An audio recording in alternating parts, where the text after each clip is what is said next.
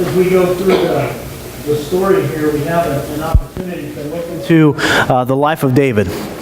David was a man who, say it with me, it was a man after God's what? Own heart. Okay, God looks at not the outside as man does, but he looks at the what? Okay, there's a couple good answers here. Just shoot for one of them. Okay, God looks at what? He looks at the heart. He looks at the inside. God's more concerned about what we're like on the inside. And so when we take a stab at this and judging what God is doing through King David, we can see that there are some qualities that we want to be pursuant after.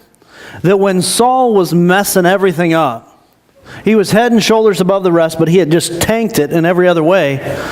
And God anointed this shepherd boy, the youngest of the kids, to be king. Some amazing things were going to happen. He had an incredible faith that allowed him to tackle immeasurable obstacles. I mean, to take down a 9-foot giant was tremendous. The other guys were their knees were shaking. They were trying to keep control of their bodily functions as this guy was out on the field yelling at them. And David's like, who are you? Who are you that you're going to trash talk my God that way? Before this day is over, you're going to be dead. Your head's going to be on a post. And David said, it's not about me. It's not about Israel. It's about God. And God has already given me the victory. An amazing guy. And then he spent some time running from King Saul. He was anointed. David was anointed to be king, and he didn't get it right away. So he's tucking tail and running from the current king, Saul, who is jealous that David is getting more popularity vote, more fame, and that he's going to take his place. And he was, in all accounts. But God provided for David. God continually provided for David. And when David got his opportunity to lead the people of Israel, God blessed him tremendously. God's anointing was without a doubt on David. It seemed like he had the Midas touch. Everything that he did just turned to gold. Now, I want you to think about this for a moment, because whenever things kind of turn to gold, whenever the riches amass, it's a really easy thing to do, to sit in the recliner and take it easy. The problem is whenever we put our feet up and we begin to take it easy and we begin to allow other people to do things for us, problems happen. Problems just happen. And so we see in the book here, in 2 Samuel, in chapter 11, Verse 1, in the spring, at the time when kings go off to war, David sent Joab out with the king's men and the whole Israelite army. They destroyed the Ammonites and besieged Rabbah, but David remained in Jerusalem. Did I mention before that whenever David had his mind to do something, that God's blessing was on him, that he was able just to annihilate whomever stood in front of him? I don't even fathom it other than it was just a gift of God, that he was able to be a great military leader. But somewhere in this picture, complacency slipped in. David began to hit the easy years, the retirement years. Okay, guys, I've been fighting these battles long enough. Obviously, God is on our side. We're bigger and better and badder than anybody else. So I'm going to stay here. You guys go win the victory. Look me up when you're done. I don't know how David is pursuing this or how he's perceiving it, but I know that in the United States we can kind of have this mentality. I've worked hard, I've built the equity I need, I've got a good 401k, my Roth IRA is great, things are going to be gravy. And then the stock market crashes. And then a natural disaster happens. Then a family emergency takes place. All of your retirement is saved up, and then cancer happens. And now what? Now what do I do? You know, in history, we can look at some of the greatest civilizations. We can look at Greece, or we can look at Rome. And when you analyze them, you go, well, how in the world did they fall? If they were so great, if they were so much bigger and better than anything else around them, if they were just to walk in, they could annihilate anybody, how did they fall? I think it's just this right here. They got to a point where they became complacent. They got to a point where they said, you know what, we are bigger than everybody else. And when they were getting a big head, and the humility had left, the idea of service had left, and they were outsourcing all of their jobs, they were hiring all the slaves to do all the work, eventually there was a collapse on the inside. And when the next enemy began to attack, what they actually found was a very weak system in place. David was beginning to develop a very weak system.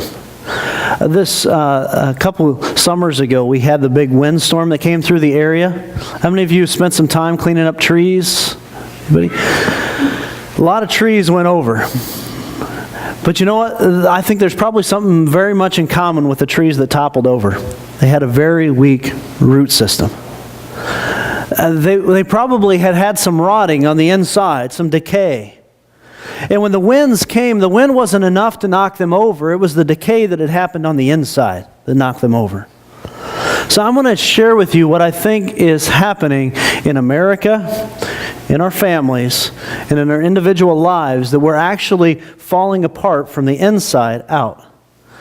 And when we don't strengthen the inside, when we don't establish the foundation, then whenever something from the outside comes in, it actually collapses the system. It happened to Greece, it happened to Rome. I believe, this is my opinion, I believe it could happen to the United States. That we fall from the inside, not the outside. It's not an outside source that's going to attack us. Our value system will decay. Our morals will rot, and we will collapse. But the church stands strong. God has always preserved a remnant. Until the day that He comes again, I believe it's going to happen. And I believe that we can still stand, and we can still make an impact, and God can still and will use us. Amen? All right, so we look at the life of David here. David was home in the spring. Sent his army out to war. They're fighting this big battle. And so David, he goes to bed one night, decides he can't sleep. Probably has happened to you before. Happened to me last night. Had some back pain, got up, sat in the recliner with a heating pad on. Not a lot of sleep happening. And maybe you've gotten up and you've wandered around. Maybe you flip on the television. Maybe you decide that, for me, it's like, oh, I got this great sermon idea. I can't sleep. I might as well get up and write it down. I don't know what it is for you. But David, he got up. He decided, I'm going to go for a walk. You know, it's the spring. The air is nice unless you're in Minnesota. And I'm going to go up on the rooftop. I have this humongous palace. I'm just going to walk my rooftop. Breathe in some fresh air.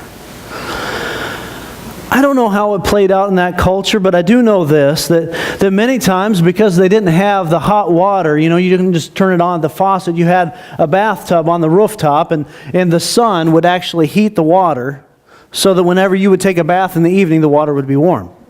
Make sense? There's something about this story, and many scholars would agree, that David knew when he was going to the rooftop, he wasn't just going for a walk. It's like David flipped on his TV in the middle of the night and he turned to one of those premium channels. It's like David flipped on the computer and, whoa, look at what I found. He just happened to stumble into something.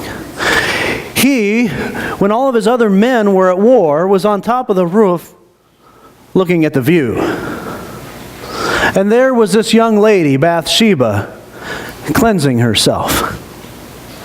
And when David looked at her, he thought, I'd kind of like to get to know her a little better.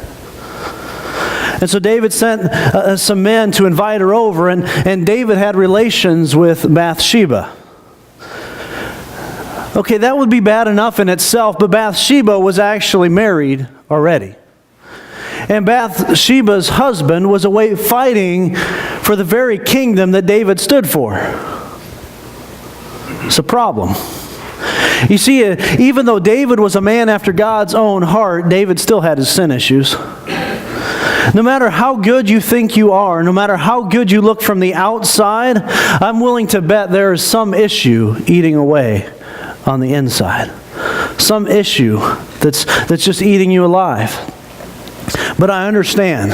I definitely get it, because as a pastor, I can walk into almost any conversation and immediately the tone of the conversation changes. The type of language that's used is not the same when people realize I'm present and that I'm a pastor. And it's like this immediate guilt feeling. I don't have to say, hey, missed you at church on Sunday. Usually people say, well, hey, sorry I haven't been at church. I hope to see you Sunday. Conversations change. Things happen. What I call it is church clothes. If you've been here before, you've heard me say it before. Church clothes. We dress up the outside. We let everybody know that, hey, I'm good. Things are all right here. Doesn't matter that I just had a fight with my wife on the way in. Doesn't matter that my kids about didn't make it here today. It doesn't matter that I was swearing. The profanity was just on the tip of my tongue as I was getting out of my car this morning before I ran into one of the deacons and went, oh, good morning. How are you doing today? Doesn't matter that I was just in a bar last night getting roasted. Because, hey, I'm good, right? Doesn't matter how screwed up my family is. Because when you ask me, we're good. You see, David, from the outside looking in, he probably looked like he had it all put together. He took down Goliath. He was wiping out the enemies. He lived in a palace. He was the king. I mean, life was good. And then you pull out the microscope and you begin to analyze David's life. Somewhere something went wrong. This man who was pursuant to God's heart had just missed in a major way. How did he go from having it all lined up to sleeping with somebody else's wife? And it wasn't just that. It's like whenever sin happens, you notice this? Whenever sin happens, there's something that kind of follows it. I call it the cover-up. You do something you don't want other people to know about it, you lie. You deceive. You begin to cover it up. You put perfume on it so it doesn't smell so bad. You put a little makeup on it so it looks better. And when other people want to know, you say, things are good. Don't open that closet door, because then you'll know the truth. We have a bunch of people in this room and in our entire community that have those kind of closets, that are dealing with that kind of stuff. And I know this because I know that a man who was pursuing after God's own heart had it. I knew it because I have it. I know it because the Bible says all of us have sinned and we all fall short of the glory of God. That's the way it is. The sooner we realize that everybody else is just as messed up as we are, the sooner we can begin to help each other get through some of the stuff. But you know what? Satan is so good at this. Because he locks it away in a closet and he says, you can't ever show anybody this. Nobody can ever know about this issue or this problem or this relative. Nobody can ever know. Or they're all going to look at you different. They're all going to make fun of you. They're all going to disown you. And we buy into that. We think nobody can know. Nobody needs to know this. So what David do? Bathsheba's now expecting a child. Her husband's at war. Most people can add up 2 and 2. Okay? Not a lot of math wizards, but most people can get 2 and 2. Uriah's at war. Bathsheba's pregnant. How did this happen? So David sends for Uriah. Hey, Uriah, come on back. Take a little relief from your service. I thank you, guy, for what you've did. Now go home and be with your wife. Cover up. Uriah, in just an amazing stand that most guys wouldn't take, stays at the palace and sleeps. He says, you know what, these guys are off in the battlefield and they're going to serve and they can't be home with their wives. I'm not going home to my wife. And David's like, you're what? He didn't go home. What am I going to do now? I got it. Let's bring him in. We're going to have a little banquet here. I'm going to give him a bunch of wine. He's going to get intoxicated. Then surely his defenses will be down. He'll go be with his wife. No, he stayed there. He stayed there. So David is like, now what am I going to do? Attempt 1 has failed. Attempt 2 has failed. Number 3.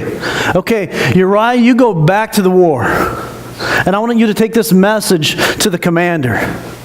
He didn't realize he was carrying his death warrant. David, a man after God's own heart, had just handed this faithful man a death warrant to be sent to the front of the lines where the fighting was at its worst, where David knew without a doubt this man would not survive, just so it would cover up his sin. I wonder, how far are you willing to go to cover up your sex issue, your drug issue, your alcohol issue, your gambling issue? How far are you willing to go to cover up for your family? Are you willing to send someone into battle to die for that? Now, the really cool thing is, when we get to the New Testament and we see Jesus coming in, Jesus knew what he was doing. He was riding into battle so that he could be at the front of the line. And so whenever you understand this concept that we've all sinned and we all fall short of the glory of God and that the wages of sin is death, that Jesus went willingly to the front of the line to say, take me instead. Wow. But I want to share with you something. Many times over, this doesn't happen in one big foul swoop. It doesn't just happen that suddenly you wake up and go, hey, I'm going to go look at that pornography. I'm going to go pursue somebody else's wife. Take a look at this. David, in the midst of all of his great achievements, was able to bring back the Ark of the Covenant. For those of you who've been reading along in the story, that goes back to the time of Moses, that the 10 Commandments were placed in this Ark. And this ark represented the presence and the glory of God. This ark was in the tabernacle in what they called the most holy of holy places. Okay, and only the high priests were able to enter into that. And even then, they tied a rope to him because if they died in there, they wanted to be able to pull him out without getting themselves into trouble. And so David gets his men together, and they get the Ark of the Covenant back, and they are beginning to bring that back home. And one of the guys let's just say he's put to death because he didn't follow God's rules. They bring it back on a cart. He puts out his hand to try to steady the thing. He dies. I've never understood this story. Don't claim to understand the story. That somebody who's actively trying to protect what God wants and to get it back, even if he's not following the rules particularly, why did God take his life? But he did. And I think it serves as an example for all of us that God is serious about his rules and doing things in an orderly fashion. Sometimes we do it kind of haphazardly, and we think, I believe in God, that should be enough.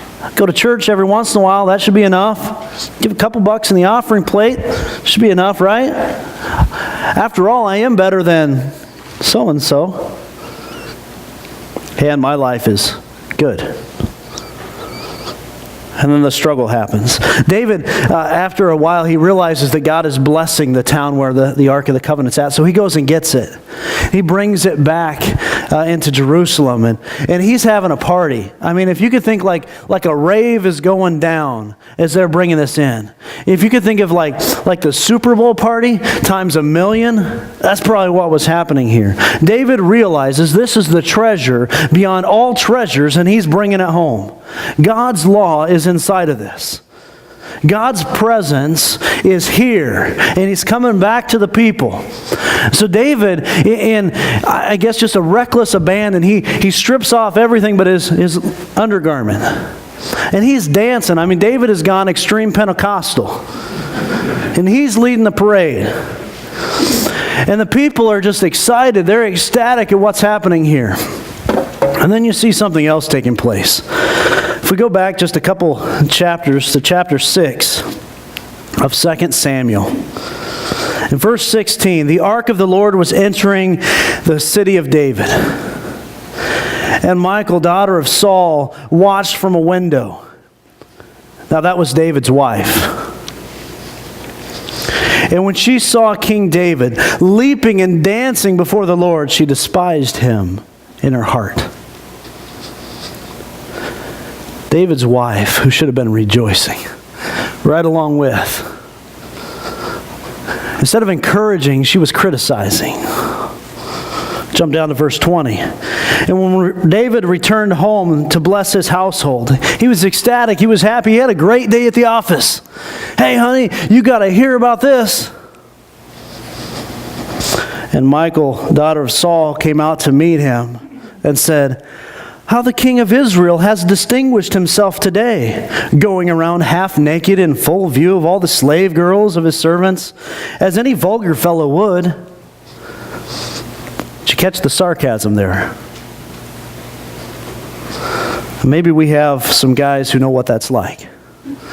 You go off to work, have a great day, victories are being made, and you come home and smack right upside the head with criticism. If you want to know what would take the rug out from under any guy, right there. Right there. Now, I don't know what the relationship was like before this. I can't really speak to that. But whenever we're leading up to David and Bathsheba, kick back to this chapter, David and his wife, they weren't quite seeing eye to eye. This home that they should have been establishing together, that they should have been one together in, there was hostility. There was anger and resentment. Verse 21, David said to Michal, it was before the Lord who chose me rather than your father and anyone from his house when he appointed me ruler over the Lord's people Israel. I will celebrate before the Lord. Did you get his rebuttal? His rebuttal was simply this. You think you're so good? Your dad was a flunky. God didn't choose him. God chose me.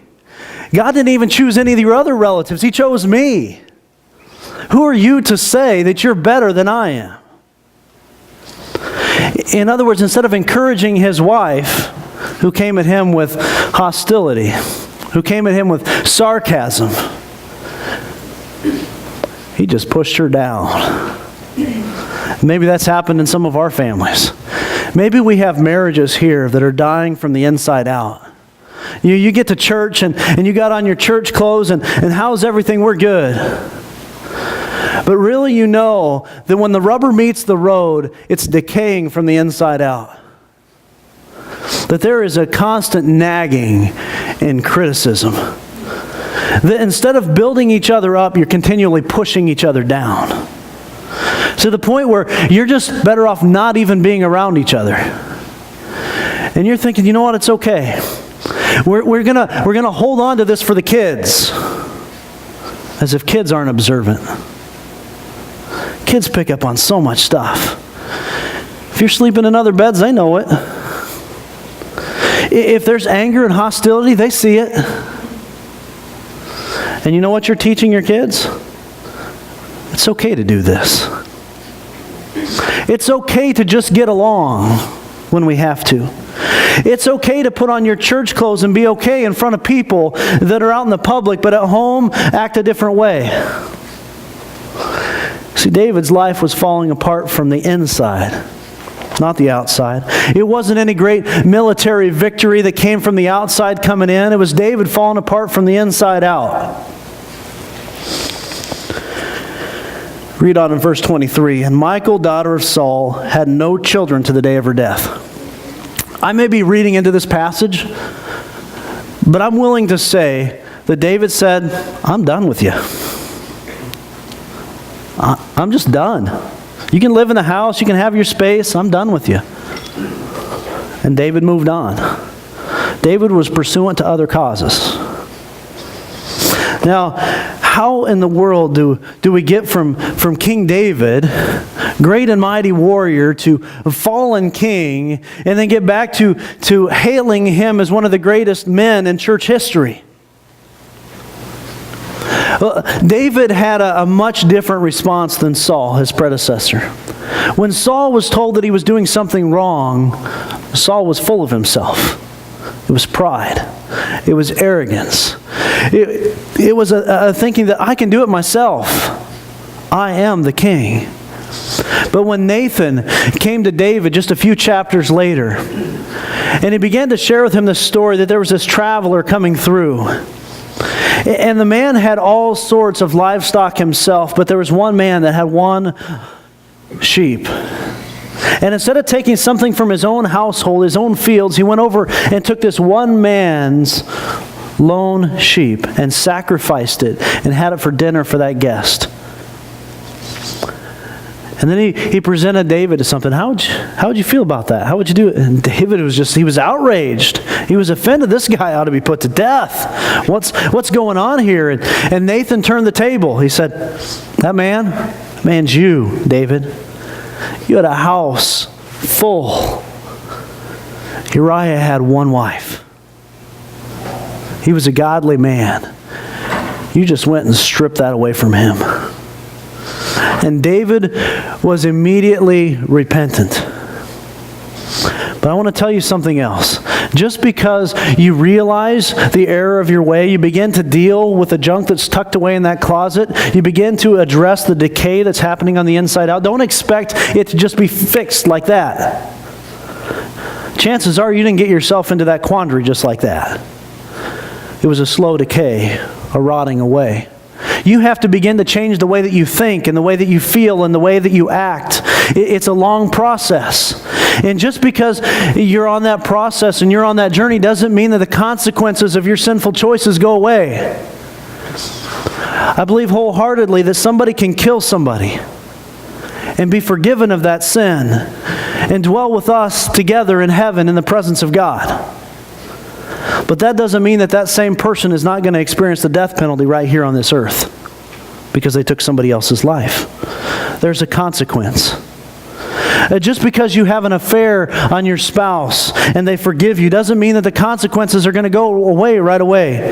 It takes a long time to rebuild trust. Don't expect that it's going to be an easy road just because you profess God now. Doesn't happen that way. So for David, he's repentant. He just takes this attitude of mourning before God, and he cries out, and you can see this through the Psalms. He's got, God, just forgive me of all of my sin, all of my iniquity. Restore my soul. And David was passionate, and he was honest. And God said, you know what? There's consequences coming. For David, this was the consequence. That child that Bathsheba was going to have would die. That's a pretty horrible consequence. Sometimes God allows us to endure some pretty horrible consequences of our actions. And you think, how could God do that? Did God make David sleep with Bathsheba? No. Did God make David send Uriah to the battlefield? No. Chances are God didn't make these decisions for you either. And yet you're willing to stick him at the front and you say, God, why did you get me here?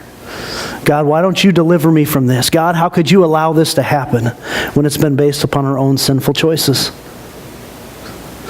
And so David begins to mourn and he's crying out and he's praying for this little guy.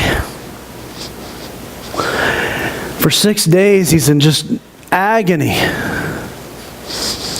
Well, the boy dies and everybody's afraid to tell David what has just happened because they're like, he was freaking out before this child died. He is going to lose it when we tell him this.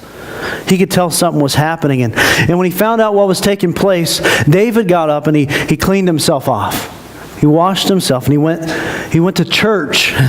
He went to the presence of God and he worshiped God. And everybody was like, what in the world just happened? You just lost a child. You're okay with that? I mean, you were losing it yesterday. Now you're praising God? David's response was, you know what? When that child was suffering, I thought maybe, just maybe, God would be gracious. There was a hope, there was a light at the end of the tunnel that God would relent and that he would allow this child to live. But he's made good on his word and the child is gone. I'm not going to mourn anymore. It's time to move on. God has executed his punishment. David understood that sometimes your actions produce consequences, and sometimes those consequences aren't favorable. I want to take you to James in chapter 1. And James in chapter 1 tells us about I think probably the root cause of what we're talking about here, this moral decay from the inside out. And in James, the first chapter, it says this. Verse 14, each person is tempted when they are dragged away by their own evil desires and enticed. Then after desire is conceived, it gives birth to sin. And sin, when it is full grown, gives birth to death. We can go back to the very beginning. Genesis. Adam and Eve. How were they tempted? It's by their own evil desires. It was their desire to be equal with God, to know what God knows. We're still on that same desire. We still want what we can't have. It's as if somebody could set some object in the middle of the room and said, you can touch anything. You can have anything. Just don't touch this object. And we as humans would touch the object. It's kind of the way it goes. And the downside to this whole thing is if it wasn't bad enough, that God put this tree of knowledge of good and evil in the garden, and Adam and Eve were there and he said, don't touch it, then Satan was there. He has a way of just messing everything up. He is a master marketer. When I was in college, my freshman year, I had to take speech. I didn't want to take speech at all, but we had to do this persuasive speech. And I was determined, if I'm going to do a persuasive speech, then I'm going to lie.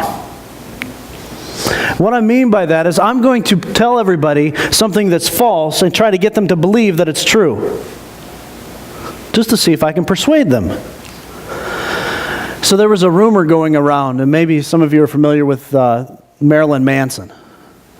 And the Wonder Years, there was a neighbor boy on the show, and it's like, this guy was Marilyn Manson.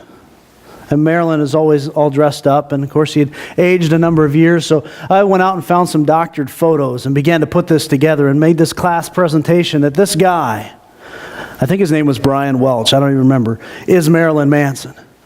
And the teacher was like, whoa, I didn't know. I had no idea. I'm like, he's not. She just looked at me like, I cannot believe that you just did that. Satan is that way. As if your own sinful desires weren't enough to fight against. He's like, oh, you need this. You want this. This will make you feel so good. It's kind of like one of the first times we did Man Cave. Somebody brought in this pan of bars, brownies. It's like, oh, those look great. I'm going to have one of those. I don't know what they laced them with. But you eat it, and it's sweet, and it's tasty, and then after it's all gone out of your mouth, the backfire happens. Somebody had laced these things with something incredibly spicy. I think, Pat, you had one of those too, and just like ignites your mouth, and you're like, oh, and all you've got is hot coffee to follow that up with. Satan is so good at just wrapping it with what looks to be sweet, what looks to be tasty, what looks to be the one thing that would just quench your every need and desire. And in the end, it kicks. It bites. It stings. It devours us from the inside out. I don't know what your sinful desires are, but Satan's working double time to try to separate you from God, to try to separate you from your spouse, to try to separate you from your family, from your co-workers. And we need to be able to take a stand. We drop to our knees and we say, God, forgive me for everything that I've done, for all that I've ever done wrong. And instead of Saul and running away thinking, I got it under control, we take the attitude of David and we say, God, I need you. I need you to save me because I'm not good enough on my own. And you wonder what happened Palm Sunday? Jesus was being ushered in as the King of Kings, a mighty victor. He's the answer to everything. And just as he was about to step in,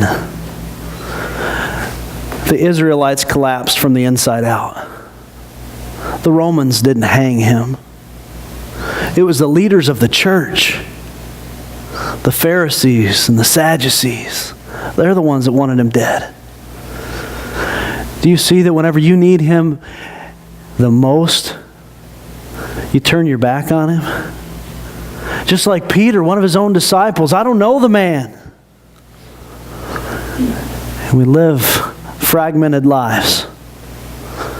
We go to church on Sunday. We go to home. We go to work. God doesn't get everything else. But just as I told you with your money, God wants all of your time. He wants all of your energy. He wants you, your family, your workplace. That's what he died for. Not so you could be here and have a party on Sunday.